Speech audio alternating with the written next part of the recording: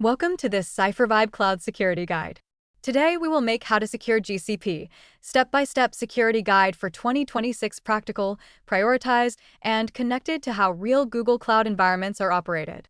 Securing Google Cloud is not one checkbox, one firewall rule, or one scanner. It is an operating model that joins resource hierarchy, identity, organization policy, network boundaries, centralized logs, security command center, data protection, workload hardening, and incident response. This guide turns Google Cloud Landing Zone guidance, the Enterprise Foundation's blueprint, security command center recommendations, and data exfiltration controls into a practical checklist that cloud engineers, security leaders, and DevSecOps teams can use to harden GCP step by step. The purpose is not to memorize a collection of service names. It is to build a mental model you can apply when accounts, teams, workloads, and threats change. We will define the core ideas, walk through a repeatable security workflow, examine mistakes that frequently create exposure, design useful safeguards, and finish with a practical hardening roadmap. Throughout the guide, remember that cloud security work begins with authorization, scope, and evidence. Validate controls only in accounts you own or environments where you have explicit permission to administer. Pause when you need to. Write concepts in your own words, record observations, and distinguish what the evidence proves from what you are merely assuming. That habit is more valuable than rushing through another tool demonstration. Start with 4 concepts that provide the vocabulary for how to secure GCP, step-by-step security guide for 2026. First, the hierarchy layer defines blast radius.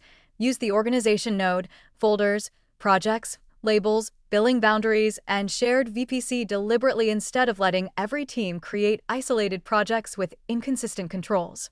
Second, the identity layer decides who or what can act. Use Cloud Identity or Workforce Identity Federation, least privilege IAM roles, groups, conditional access, service account governance, and policy analysis rather than broad primitive roles. Third, the policy layer sets guardrails. Use organization policies to restrict risky defaults such as public IPs, external sharing, service account key creation, unsupported locations, and disabling critical security services. Fourth, the network and perimeter layer limits reachability. Design VPCs by trust boundary, restrict ingress and egress, use private Google Access, Cloud NT, Cloud Armor, firewall policies, and VPC Service Controls for sensitive data services. Fifth, the telemetry layer preserves evidence. Enable data access audit logs where needed, centralized log syncs, protect audit destinations, and route security command center findings to owners who can investigate quickly. Sixth, the response layer assumes something will eventually fail.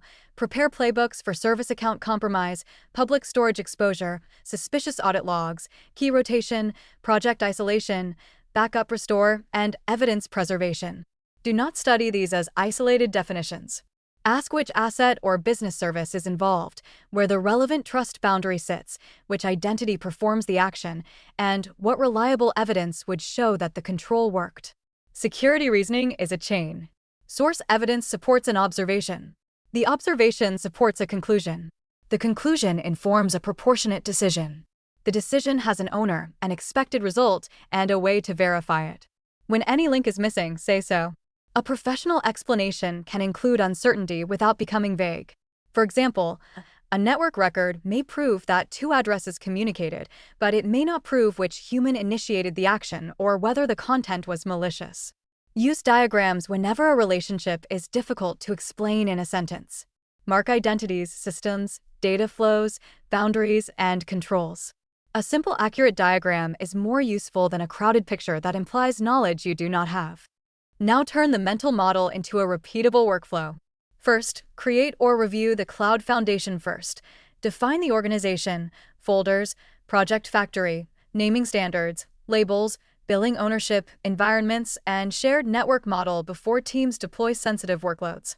Second, harden identity next. Require phishing-resistant MFA for administrators. Prefer groups over direct user bindings. Remove primitive roles. Avoid long-lived service account keys. And separate human admin from workload service identities. Third, apply organization policy guardrails. Restrict public IP use, disable service account key creation where possible, control allowed regions, limit external sharing, require uniform bucket-level access, and prevent accidental weakening of security services. Fourth, build the logging baseline. Enable admin activity, system event, policy denied, and selected data access audit logs. Export critical logs through aggregated syncs to a protected logging project, BigQuery, pub/sub, or CM. Fifth, enable managed detection and posture. Activate Security Command Center at the organization level when available. Enable built-in services, review assets and findings, and route high-severity issues to accountable teams. Sixth, reduce exposure and protect data. Lock down cloud storage, secrets, KMS keys, databases, public load balancers, GCP, VM external IPs, and sensitive projects with VPC Service Controls where the data exfiltration risk justifies the complexity. Point 7. Practice response. Define severity levels, preserve audit evidence, disable compromised credentials, rotate keys and secrets, isolate projects or networks, restore from backups, and document verified closure. Before acting, define the objective, scope, owner, and success condition. Collect the smallest amount of trustworthy evidence needed to understand the situation. Preserve timestamps and sources so another person can follow your reasoning. Priorities should be explainable. Consider exposure, identity and privilege, sensitive data, business importance, exploit conditions, existing safeguards, reversibility, and confidence. A dramatic label should never replace that analysis. The workflow does not end when a command succeeds, a ticket closes, or a dashboard turns green. Verify the new state with fresh evidence. Check for recurrence and for side effects introduced by the change. Document the result in plain language. What you observed, what you concluded, what you changed, who approved it, what evidence confirms the outcome, and what uncertainty remains. This disciplined loop, observe, interpret, decide, act, verify, and learn appears in every cybersecurity specialty. Understanding failure modes will protect you from attractive but unreliable shortcuts. First, a flat project structure creates confusion because development experiments, production services, service accounts, logs, IAM policies, and data stores can become mixed across inconsistent ownership boundaries. Second, primitive roles such as owner, editor, and viewer are too broad for most production use. One inherited role at the folder or project level can unintentionally grant access across many resources. Third, service account keys are a common failure path. A leaked JSON key in a repository, CI variable, laptop, or support ticket can become persistent cloud access outside normal user controls. Fourth, public exposure is often accidental. Public cloud storage objects, external IPs, permissive firewall rules, unauthenticated cloud run services, exposed databases, and unmanaged load balancers create avoidable entry points. Fifth, missing logs make response slow. If data access audit logs, VPC flow logs, DNS logs, load balancer logs, and security command center findings are incomplete or mutable, defenders cannot reconstruct what happened. Sixth, security command center can be enabled but ignored. Findings need ownership, severity rules, workflow routing, response playbooks, and evidence that remediations were verified. Point 7. Data protection controls can be bypassed when identities, networks, and perimeters are designed separately. Sensitive projects need coordinated IAM, VPC service controls, cloud KMS, logging, and egress controls. These mistakes often share one cause: confusing an available signal with a complete explanation. A tool can report a finding, a successful action, or a score while important scope, context, ownership, and verification remain missing. Avoid absolute claims. Words such as secure, compromised, fixed, and compliant require scope and evidence. Prefer precise statements such as, "This control blocked the tested path under these conditions," or, "The available records show this identity used the service," but do not identify the human operator. Also resist copying commands without understanding their inputs, outputs, permissions, and side effects. Run one controlled change at a time and record what happened. If an exercise does not behave as expected, that is useful evidence. Stop, inspect the environment, revise the hypothesis, and explain the difference. Good security work is not a performance of certainty, it is careful reasoning under imperfect information.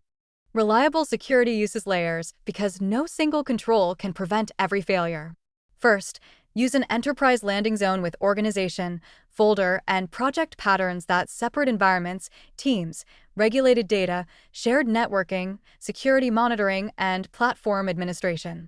Second, adopt least privilege with IAM groups, custom roles only when needed, conditional IAM, privileged access manager, or just-in-time workflows where appropriate, service account impersonation, and automated policy analysis.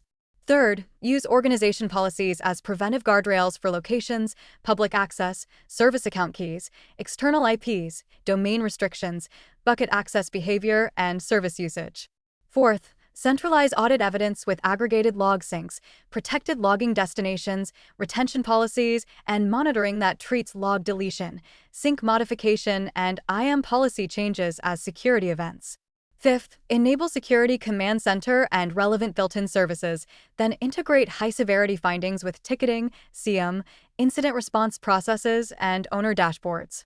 Sixth, protect data with cloud storage public access prevention, uniform bucket-level access, cloud KMS key separation, secret manager, sensitive data protection, backup and DR planning, and VPC Service Controls for critical data services. Point 7. Harden workloads with private GKE clusters where appropriate, binary authorization, artifact analysis, VM patching, shielded VMs, workload identity federation, cloud armor, and infrastructure as code review. For each important risk, ask 5 questions. What makes the event less likely? What evidence would reveal it? Who can contain it? How will trustworthy operation be restored? Who owns the decision and accepts remaining risk? Least privilege applies to people, applications, devices, automation, data stores, and administrators. Access should be scoped, separated, monitored, reviewed, and removed when it is no longer needed. Every important control needs a test strategy. Include representative normal activity, negative cases, misuse, dependency failure, and rollback. A written policy is not evidence that a technical or operational control works. Design for humans.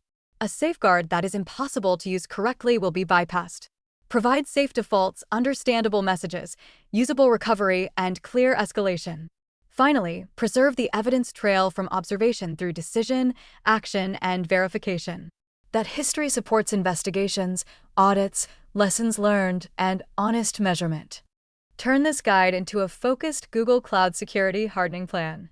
Start by inventorying organizations, folders, projects, owners, labels, admin identities, service accounts, service account keys, public resources, audit log coverage, and security command center status. Then fix identity risk. Enforce phishing-resistant MFA for administrators, remove high-risk primitive roles, move direct IAM bindings to groups, disable unused service account keys, and document emergency access. Next, centralize evidence. Protect audit log exports, use aggregated syncs, verify critical events arrive in the security project or CM, and alert on log sync or IAM policy changes. After the evidence layer works, close high-risk public exposure in cloud storage, firewall rules, load balancers, cloud run, GKE, databases, and VM external IPs. Enable relevant security command center services and route findings to owners. Finally, protect sensitive data with Cloud KMS, Secret Manager, Public Access Prevention, Sensitive Data Protection, Backup Restore Tests, and VPC Service Controls for the most critical projects. Measure progress with percentage of projects covered by aggregated audit log syncs, number of active user-managed service account keys, primitive role bindings by folder and project, critical public exposure count.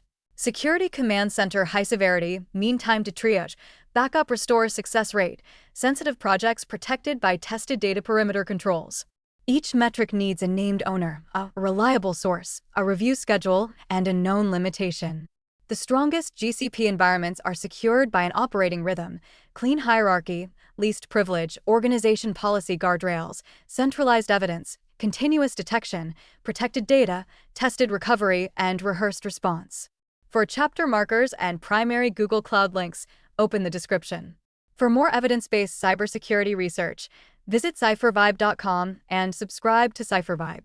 CipherVibe is operated by CloudSecTech LLC. Copyright 2026. All rights reserved. This briefing is general education. Validate controls with authorized administrators in your own Google Cloud environment.